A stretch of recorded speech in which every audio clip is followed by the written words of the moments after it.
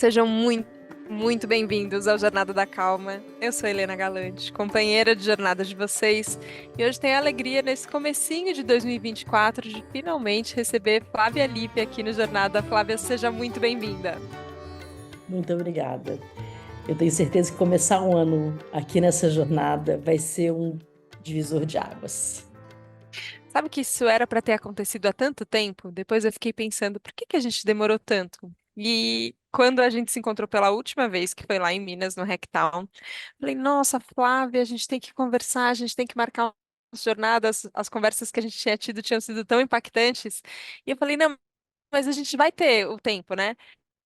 Aí você falou, talvez a gente tenha, vamos ver, né? E aí eu fiquei pensando nisso, assim, ó, quantas vezes eu deixo coisas para depois, que no final eu quero muito, mas que eu deixo o atropelo da vida acontecer. E eu fiquei pensando que isso era uma das coisas que eu queria transformar em 2024, assim, sabe? Que eu não queria deixar para depois o que eu achava que tinha que acontecer, antes.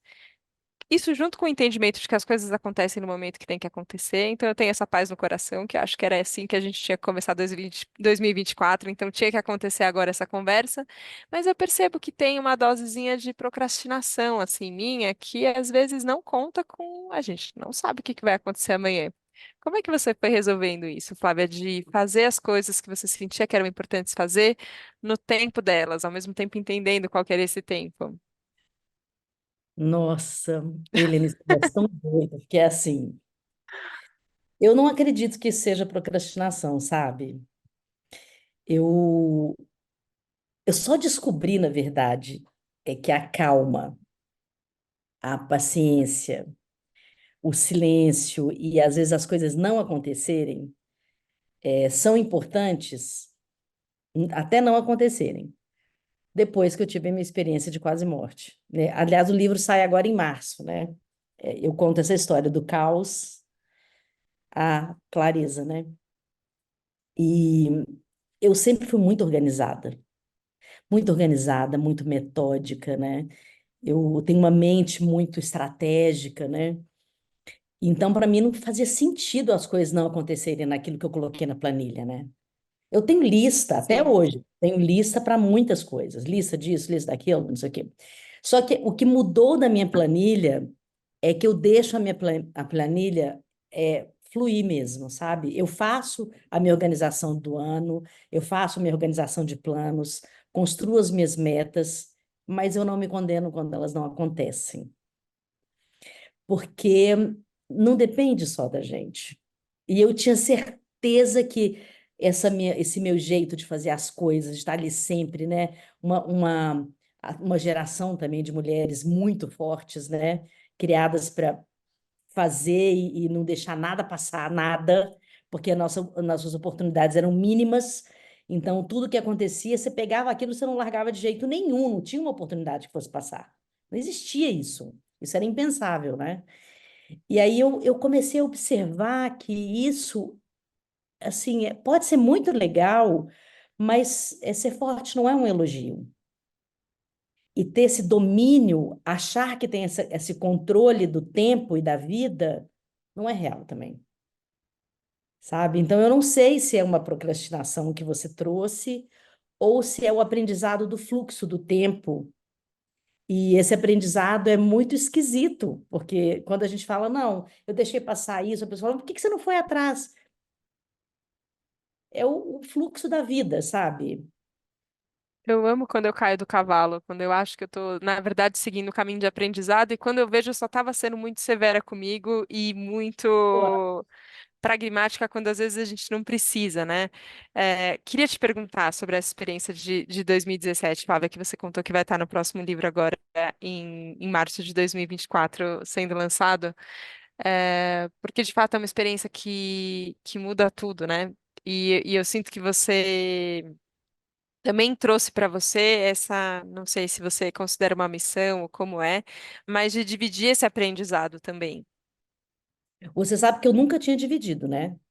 Desde 2017. Eu não, nunca falei sobre isso, eu não escrevi em lugar nenhum sobre isso. Aí, em 2022, eu comecei a escrever o livro em 2017. Era uma frase, eu escrevi uma frase. Eu tenho um hábito de, quando meus textos estão enrolados, assim, sabe? coisas que eu estou escrevendo e tudo, eu imprimo, coloco num plástico e coloco no congelador. No Eu congelador? literalmente congelo no congelador. Aham. Eu literalmente congelo o texto, coloco ele no congelador. Até hoje eu faço isso. Quando o negócio está muito enrolado, eu congelo ele. E aí Adorei. eu congelei o livro. Ele era uma frase e, assim, tinha um caminho ali do que eu queria falar. E em nenhum momento eu falava da experiência. Como até hoje eu não falo no livro. Eu conto os sentimentos que isso me trouxe, sabe? Eu conto os sentimentos, os aprendizados, mas não exatamente o que aconteceu. Até porque tem muita coisa que eu não me lembro. E eu não quis me lembrar para contar no livro. Não foi uma coisa que eu esqueci de muita coisa, que eu perdi memória. E essas coisas que eu esqueci, provavelmente elas não têm importância. Porque eu esqueci, entende? E elas estão sem Uhum. fazer falta. Desde 2017 até hoje, elas não fizeram falta nenhuma. Então, Sim, provavelmente, sim, meu cérebro se renovou com informações novas, né? Mas aí, a partir de 2022, algumas pessoas, assim, um ou outro ficou sabendo, aí me perguntava, eu acabei contando. E aí, algumas outras pessoas acabam me perguntando como é essa experiência. Eu não achava que eu tinha aprendido nada com isso. Por ser já uma personalidade muito forte, uma pessoa muito forte, o que poderia me trazer mais? Entende? Assim, eu sobrevivi, ponto. Vamos virar a página sabe, a vida continua. Quantas milhões de pessoas sobrevivem, né? Quantas milhões de pessoas têm experiências, aliás, às vezes, muito mais dramáticas do que a experiência que eu tive. Mas um dia eu parei e falei, não, mas espera, é justamente isso que você aprendeu. Que você precisa investigar esse sentimento profundamente e aceitar que foi uma coisa muito difícil. Você não precisa ser forte, isso não é um elogio. Isso é uma carga muito pesada para carregar. Isso não é um elogio. E aí eu entendi que o que eu tinha aprendido, e tenho aprendido desde então, eu desconfigurei assim, grande parte desse modo, não da importância, foi só uma passagem da sua vida. Não, é sim. muito importante. É extremamente importante.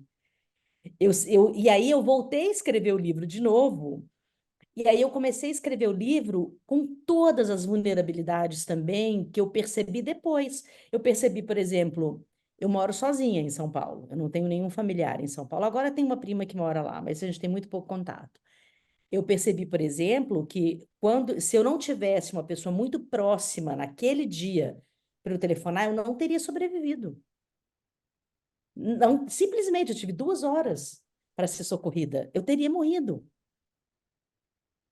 E aí você vai colocando isso no papel e fala, mas como isso não é difícil? Isso é dificílimo de aceitar que você não tem uma pessoa que você possa ligar no horário de emergência. Você tem que construir essa relação.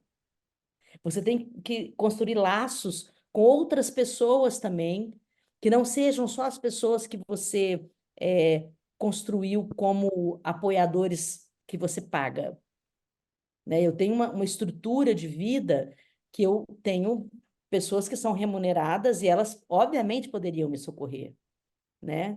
Mas e se eu não tivesse isso? E se isso não existisse?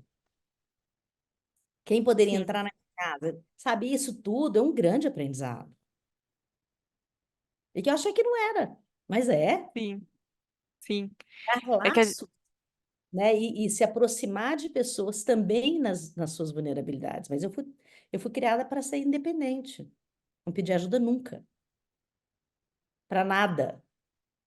Isso é e, fa- bizarro, e falar de boca cheia, né? Isso que você falou, assim, é que bizarro, não é? agora, quando eu percebo isso, assim, que a gente minimiza algumas passagens, né, que a gente enfrenta, quase como sei, às vezes eu olho na minha história, assim, coisas que eu falei, não, isso não foi nada, não foi nada, não foi nada, que depois eu olhei e falei, cara, eu acho que eu não tinha condição de lidar com o tanto que era ali no momento, que aí foi o jeito que eu encontrei de falar que não era nada, e aí depois você fica anos voltando naquela história e entendendo. E você usou uma expressão de investigar os sentimentos, né?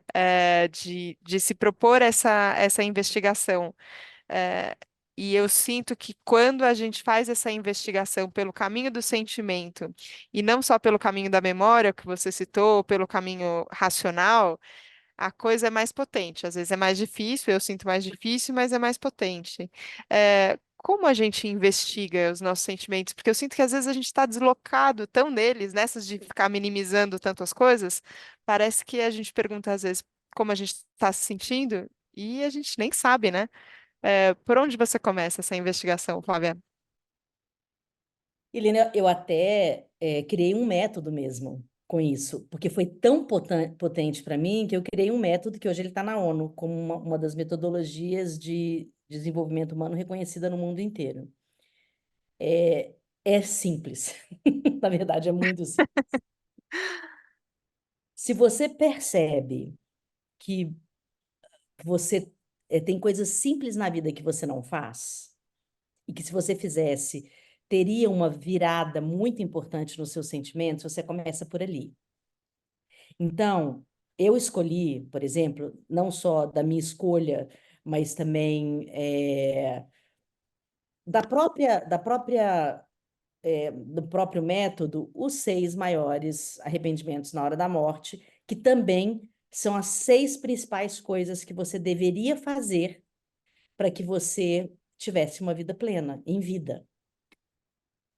E aí, se você investigar se essas 6 coisas dentro de você te trazem alguma emoção, você já tem um caminho, sabe? Porque se você ficar investigando assim, o que que eu estou sentindo, o que que aconteceu, você está no fato, né? Você não sabe o que que você ganhou ou o que você perdeu. Mas se você for, o que que eu estou perdendo de fato com esse sentimento? Por exemplo, é, viver aqui agora. Viver aqui agora só é possível se você fizer essa pergunta, não é verdade? Sim. E quando a gente consegue perguntar, eu estou vivendo aqui agora mesmo, eu estou observando cada detalhe da minha história, eu estou observando os aromas, os sons, eu estou me conectando à vida na sua profundidade, às cenas da natureza do cotidiano. Isso você está vivendo. Se você não está fazendo isso, você não tem como descrever seu sentimento. Nunca. Eu acho que a primeira coisa que a gente tem que fazer é fazer essa autopercepção. Sabe? Eu tô vivendo a minha vida de verdade? Ou eu tô todo dia acordo, pago boleto, né? Faço meus compromissos, vou trabalhar, chego, almoço, durmo, acordo de novo, começo tudo de novo. Não tem zero percepção. Então você não vai descobrir qual é o sentimento. Eu acho que essa investigação, ela começa a partir do viver aqui e agora, sabe? Que parece que é muito batido, né? E isso virou um mantra para um monte de coisa e tudo. Mas ela, sem dúvida nenhuma, ela é um dos maiores arrependimentos da vida. A pessoa fala, eu deveria ter vivido a minha vida e não transformado minha vida numa lista de metas. Não tem uma pessoa que não fale isso, de qualquer classe social. E também é a única maneira de você viver plenamente, é você desfrutar dos momentos na sua integralidade, se conectar a cada segundo, né? Outro dia eu estava com uma pessoa e conversando com ela, ela falou: Flávia, eu observei que você em nenhum momento tira o olho do meu olho e você não pega no celular. Nós já estamos aqui há 3 horas conversando. E Uhum. falei: bom, eu me propus a conversar com você, te ouvir e estar presente. Se fosse para eu dividir esse tempo com o celular, que tem uma série de compromissos dentro dele, além do próprio atrativo de você estar fora do seu espaço-tempo, eu não precisaria estar aqui com você. A gente poderia marcar um call e eu falaria com você e mais 10 pessoas ao mesmo tempo, digitando, inclusive, no WhatsApp, e você ia se sentir absolutamente desconectado da nossa presença juntos, né? Uhum. Nesse momento, né? Então, acho que isso é um dos pontos, por exemplo, né? Uma outra coisa que eu faço para investigar a minha emoção é ser curioso ser curiosa a respeito dela. Eu não preciso da memória dela, sabe? Eu não sei exatamente qual foi o momento que eu bati e voltei. Eu não sei te falar o momento, mas eu sei exatamente a sensação que eu tive. Porque a curiosidade que eu sempre tenho a respeito do que está acontecendo é, nossa, o que eu estou sentindo agora? Tá disparado? Tá? Eu tô aqui, né? Tô calma, eu tô agitada, Uhum, minhas bochechas estão quentes, isso são emoções. Eu não fico pensando, "Não, o que está acontecendo? A porta bateu, entrou, não sei o quê." Isso está fora de você. E a curiosidade, ela tem que estar interna, né? Quando você olhar por esses aspectos da curiosidade, não dói. Que vira uma investigação muito sim, profunda, sabe? Assim, de, nossa, tá quente. Nossa, acho que, peraí, ai, tô sentindo alguma coisa aqui. Por que que eu tô com vira um mistério. uhum, uhum. E aí você Tudo vai, isso. Pode falar. Desculpa. você vai seguindo a linha, não é uma linha de raciocínio. Você vai seguindo uma linha de sensações, né? Então, nossa, isso me aquece. Isso, tô achando que isso é medo. Não, então se é medo, não tá. Será que é medo? Será que é raiva? E aí você vai nisso. Você não vai no que fizeram, ou no que aconteceu, ou no que você tem que fazer depois. Isso absolutamente não vai importar nada depois. Porque não vai fazer diferença mesmo. Você não tem Sim, controle. sim. E é engraçado como a gente se perde nisso do que aconteceu, né? Essa semana tive terapia. E aí, quando eu percebi, eu passei 45 minutos contando um caso, assim, ó. Porque aí Uhum. aconteceu isso, aí aconteceu aquilo outro, aquilo outro, e dá detalhes e fala. E, de certa forma, isso foi importante ali, porque eu estava tentando elaborar um episódio, tem o seu valor, ok. Só que a hora que terminou esse meu monólogo de 45 minutos, a psicóloga virou para mim e falou: E o que que você sente a respeito disso? E aí eu percebi que em toda essa trajetória eu não tinha gastado o mesmo tempo que eu gastei contando, e como jornalista a gente tem essa tentação da narrativa o tempo inteiro, né? A gente conta uma história, a gente conta uma narrativa, cria essa narrativa, só que eu não tinha gastado esse mesmo tempo nessa investigação ou nessa curiosidade do, tá bom, e o que que eu tô sentindo agora? Porque também é diferente do que eu senti no momento que um episódio aconteceu, é diferente do que eu sinto lembrando, ou só do que eu sinto agora. E eu sinto que esse convite para a gente perceber as sensações talvez vai ser o que a gente mais vai precisar no mundo daqui para frente, assim, né?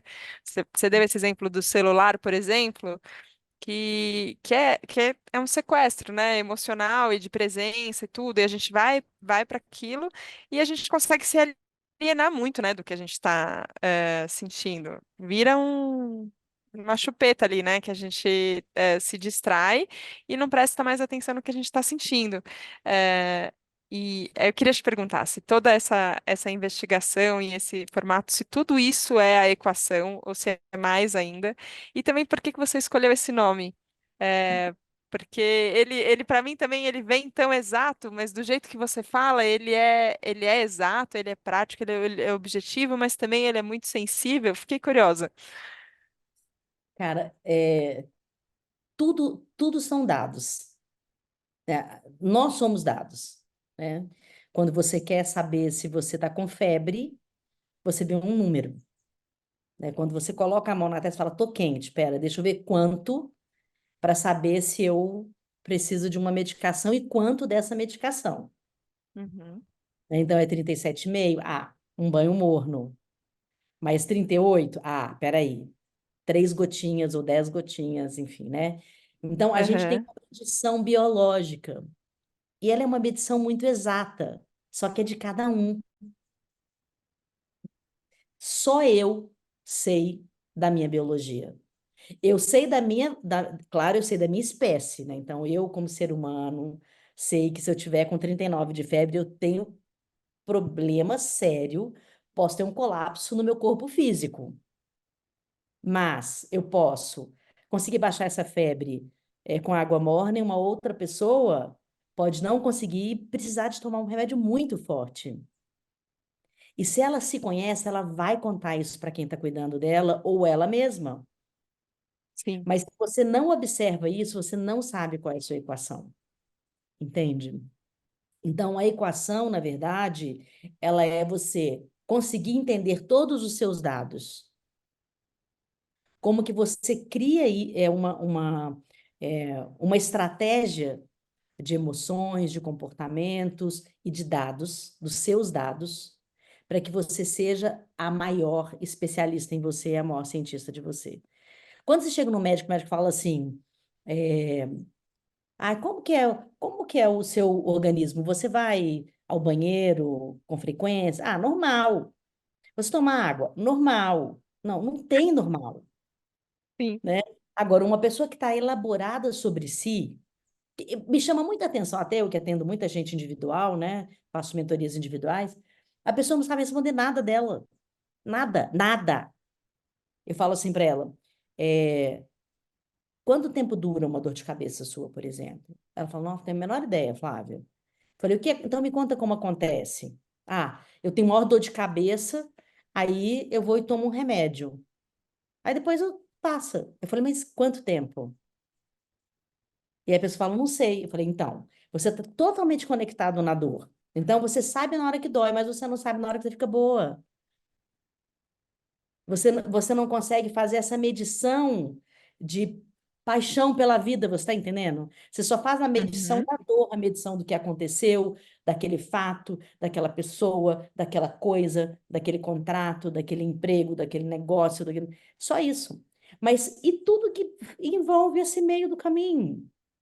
Isso é uma equação, só que é única, né? Eu posso te dar os caminhos para você construir a sua equação, mas você só vai ser capaz de construir a sua equação e ter essa sensação de plenitude que eu acho que é a busca mais importante que a gente tem que ter na vida hoje. É a plenitude, não é a conquista de nada. É a plenitude, é você acordar e me falar, obrigada, porque eu estou viva mais um dia. Eu tenho uma chance de mais um dia estar acordada e cumprir uma pequena missão, que é ir daqui andando até aquela porta e abrir aquela porta. Isso já é, gente, isso é a missão mais complexa do planeta. Não é você sair correndo, botar uma roupa e trabalhar, isso é nada. Você acordar é a grande coisa. E se você não tem essa percepção, você não tem uma equação de vida, você está copiando milhões de pessoas. Você está copiando a vida de outra pessoa que deu certo com outra pessoa. Ah, não, não, fulano fez aquilo, certeza que vai dar certo para mim. Naquele meu médico é maravilhoso, vai lá, vai solucionar para você. Às vezes, até com o médico mesmo, você indica o médico para uma pessoa e é uma tragédia para a vida daquela pessoa. Não combinou com ela. E pode ser o melhor Sim. especialista daquela área. Então, a gente tem que ser o maior especialista da gente. Nós temos que saber qual é a nossa equação e fazer com que quem está nos ouvindo entenda o que a gente está falando. Se um médico me pergunta, como é que é seu intestino? Meu intestino funciona assim, assim, assim e assado. Quando eu como isso, acontece isso, isso, isso. Quando eu não como, acontece isso e isso. Tem médico que vai falar assim, você tem certeza? Eu tenho. Eu sou dona do meu corpo. Uhum. Eu tenho certeza absoluta do que eu estou te falando. E os médicos também não estão acostumados com pessoas que sabem responder sobre si. E ficam no Sim. chute também. E você tem muito poder emocional, pessoal e de estrutura quando você sabe quem é você. Você não é manipulado fácil. Você não é sequestrado por nenhuma rede. Você não é sequestrado pelo seu celular. Você não é sequestrado por uma emoção alheia. Você consegue, sem querer ter controle, porque realmente controle a gente não tem, mas você tem uma capacidade de fazer escolhas que fazem bem para você. Mas se você não conhece a sua equação, qualquer coisa serve. E qualquer Sim. emoção vai te pegar. Alegria extrema, você vai fazer coisa que você não deveria. Tristeza extrema, você vai fazer coisa que não deveria. Raiva, você vai entrar em coisas que você não deveria. Porque você não para. Um segundo, dá aquela respiradinha e fala: nossa, espera, eu vou tomar minha decisão. Eu preciso decantar isso, né? Às sim, vezes eu tomo uma decisão sim. muito complicada e eu falo para o professor, você pode esperar um pouquinho e a gente conversa daqui 72 horas? E a pessoa fala, 72 horas esse negócio não vai ser resolvido. Eu falei, talvez ele se resolva sem a gente nem conversar. Então, se você puder esperar um pouco, eu não estou vendo necessidade de ser resolvido nesse instante. Tem gente que fica muito irritada comigo com isso. Mas eu vou te falar que 72 horas parece até um número cabalístico, né? Mas é o tempo que o nosso cérebro precisa, inclusive para, sabe, decantar todas as informações. E às vezes 72 horas resolve coisas que eram impossíveis de ser resolvidas.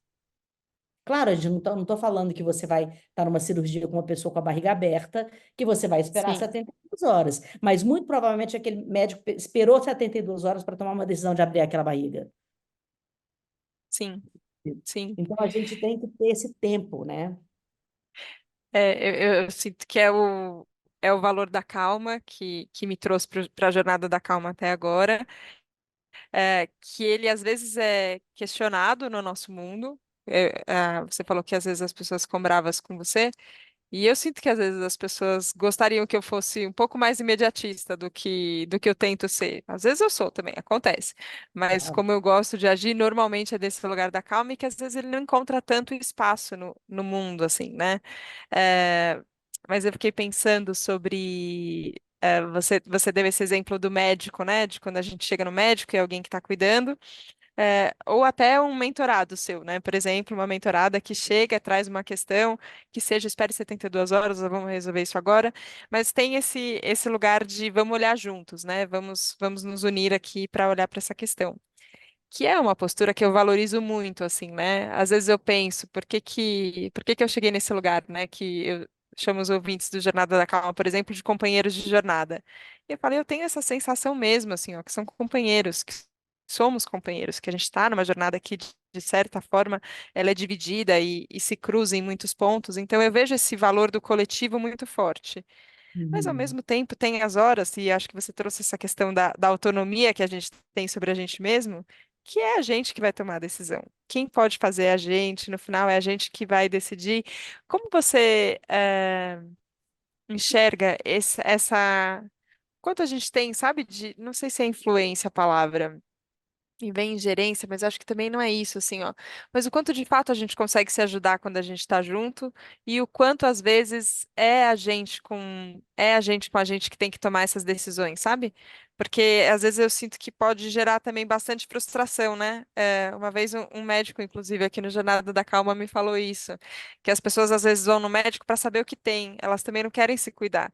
Então, o médico tem o objetivo de cuidar de você e você não tem o objetivo de cuidar de você, então a coisa fica um pouco mais complicada.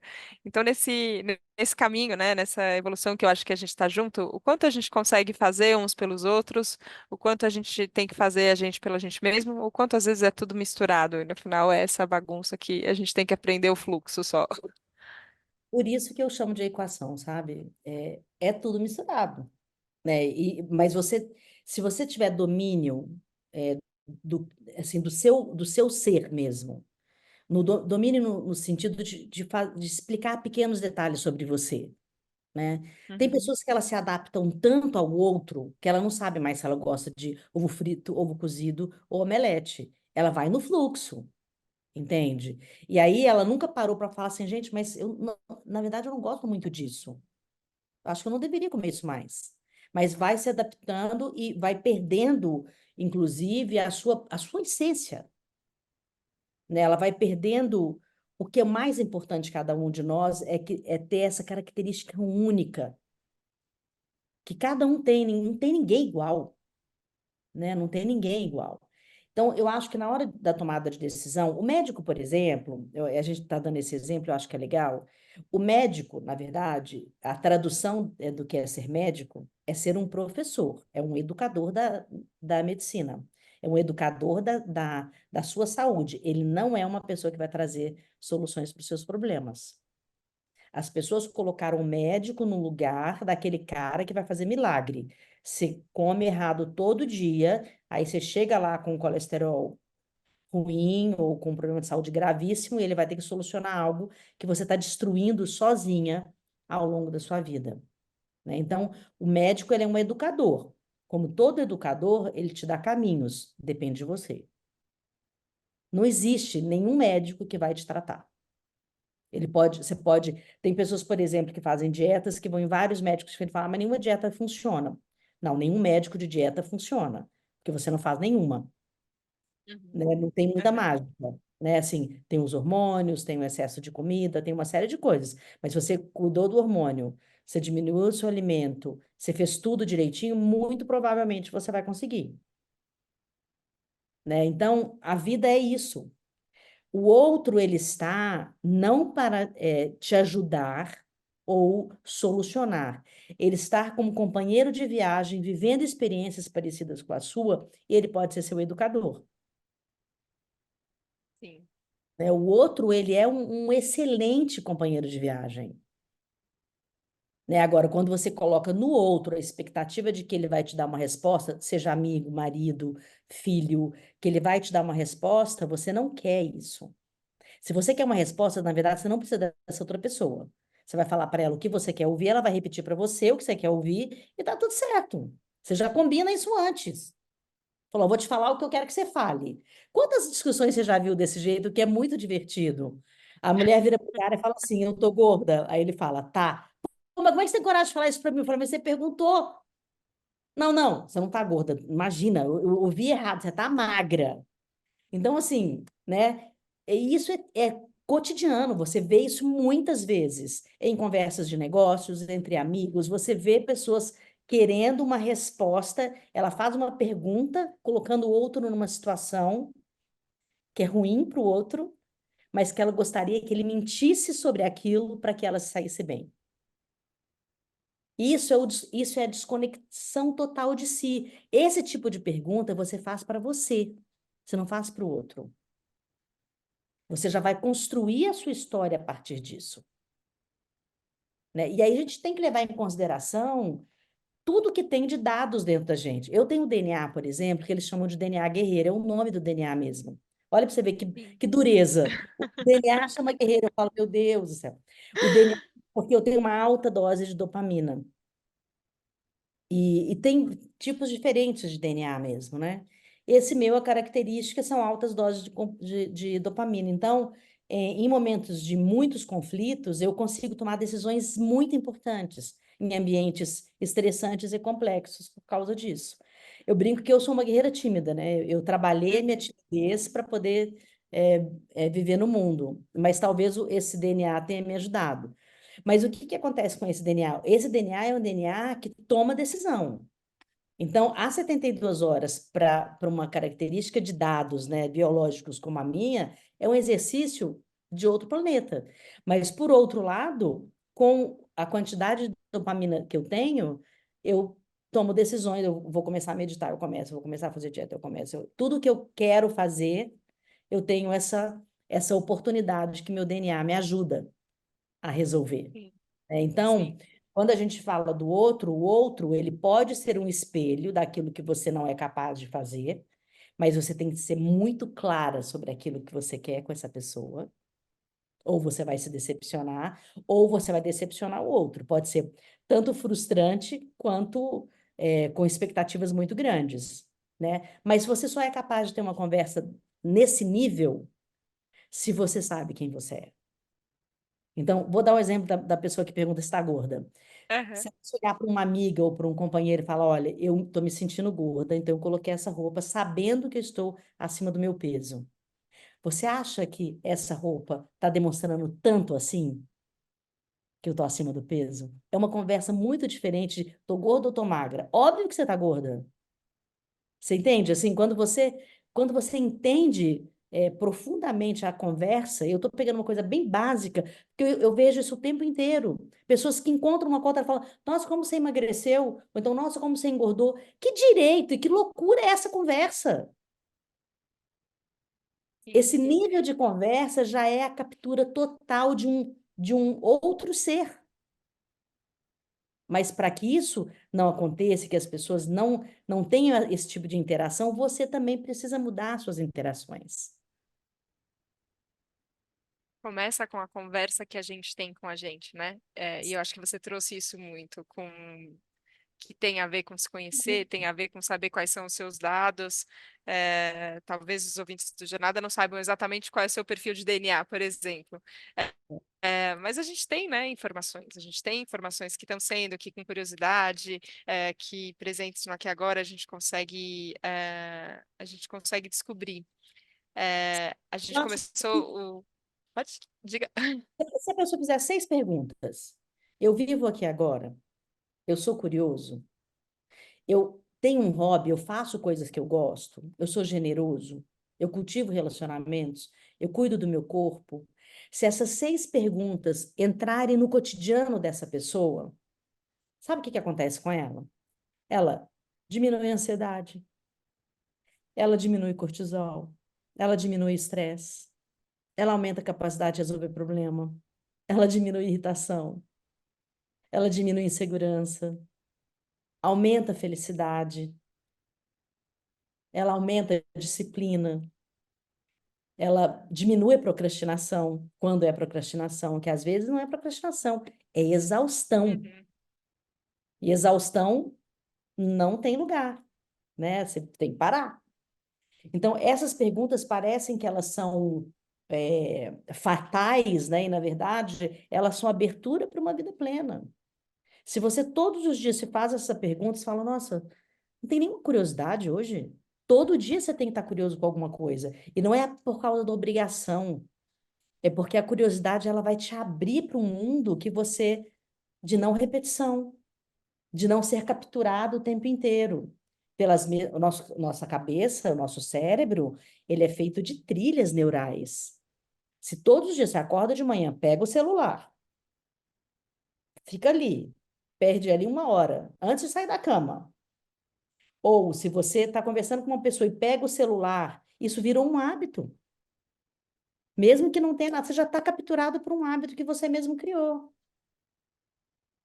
Agora, a curiosidade vai te levar para outra coisa. O que que eu posso substituir que vai ser bom para mim e que eu não fiz ainda? Só a curiosidade vai te dar essa resposta. Você pode, claro, né? Eu sou uma pesquisadora, eu estou sempre ouvindo milhões de cientistas e milhões de pessoas. Eu paro para conversar na rua com um desconhecido, porque para mim é uma bíblia. Uma pessoa desconhecida para mim é uma bíblia. Ela pode me dar, ela tem páginas e páginas que eu nunca li.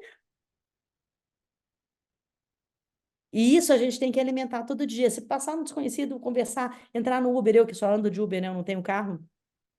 Eu sei, assim, de histórias incríveis. Incríveis. Porque são pessoas muito diversas. sim. E isso faz com que a gente tenha uma perspectiva diferente sobre a gente também. Nós somos muito diversos no mundo, né? E a gente vai adoecendo quando as pessoas é, tiram a gente do nosso lugar, quando a gente não pertence a nada. Esse senso de não pertencer, né, de não pertencimento, é a maior doença mental que pode existir. Não é a ansiedade, não é a depressão. A ansiedade e a depressão são consequências do não pertencer. Se você não pertence à sua família, se você não pertence onde você trabalha, você não pertence a, a nada, você começa a ficar muito solitário. E isso é a maior dor que uma Isso. pessoa pode sentir. Pertencer é se sentir acompanhado também, né? É, Não exclui, as decisões que a gente vai ter que tomar pela gente, os passos que a gente vai ter que dar pela gente, mas traz esse lugar de companhia muito forte. Mas eu achei muito preciso para essa época do ano, para esse começo de ano, a gente relembrar esse valor da curiosidade, é. porque ela também ensina num lugar que ele é mais bonito também, né? Com curiosidade a gente se encanta, né? Esse olhar de pesquisador eu acho incrível, porque ele é esse olhar que tudo é um monte de É informação que eu não novo, né? li, tudo é novo, tudo tem uma descoberta e acho que isso é muito importante. E você é uma Bíblia incrível para ler, Flávia. Que delícia te ouvir, assim, e tô doida para ler o livro, e saber mais de você. A gente infelizmente já está no tempo final aqui do Jornada, mas queria que você dividisse um pouco com os ouvintes que querem te ouvir mais, te conhecer mais, como eles te acompanham e conhecem mais sobre equação também. Conta. Bom, o meu convite é que a gente possa trocar verdadeiramente, né? Então, que eu tenha oportunidade, inclusive, de entrevistar pessoas desconhecidas, mas que têm alguma coisa para contar. Eu tenho um canal aberto para isso. É, vocês podem me seguir no Insta, que é o @Flávia Lippe, ali eu coloco bastante conteúdo. Em todos os lugares eu estou como Flávia Lippe, né? No LinkedIn, como Flávia Lippe. E a equação, para você entrar na equação, eu abro a equação 4 vezes por ano. E aí você pode entrar dentro da plataforma, que é equação.com.br. Você entra na plataforma e fica comigo durante um ano e meio, tendo uma mentoria e conversando sobre esses assuntos e usufruindo dos conteúdos que já estão gravados lá, que são 220 horas de conteúdo, muito desse papo que a gente está tendo aqui, né? Tem uma novidade para esse ano que é o conteúdo do papai, que é psiquiatra, e a gente está colocando um conteúdo grande dele lá, vão ser quase 5 horas de conteúdo falando sobre física quântica e espiritualidade dentro da medicina, porque ele é médico, né? Sim. E a gente está trazendo esse conceito da espiritualidade para a medicina tradicional, para as pessoas ouvirem isso de uma pessoa idosa que ainda trabalha, ele tem quase 90 anos, e que ele vê a importância da gente não abandonar a espiritualidade, né? De resgatar esse tempo, o espaço até da fala, do silêncio nas conversas, né? Então, eu queria convidar muito vocês a pensar como que juntos a gente pode ser regenerativo, sabe?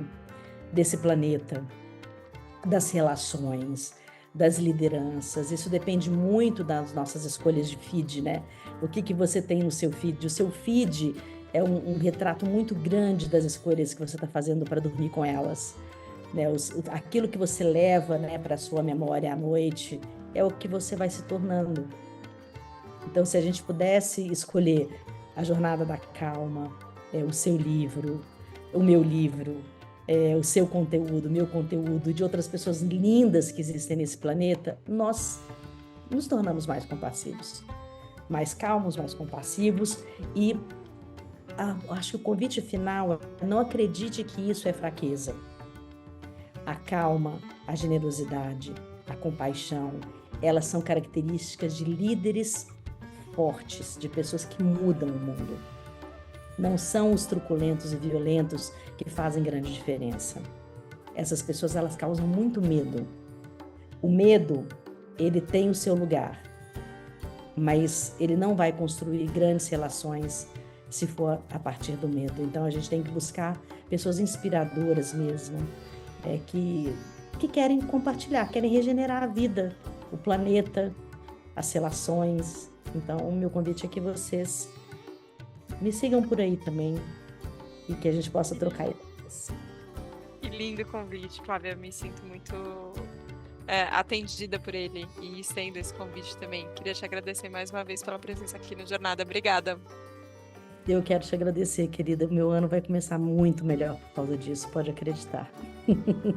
Ah, que delícia. Obrigada, obrigada. Você também. A gente encontra no lançamento do livro.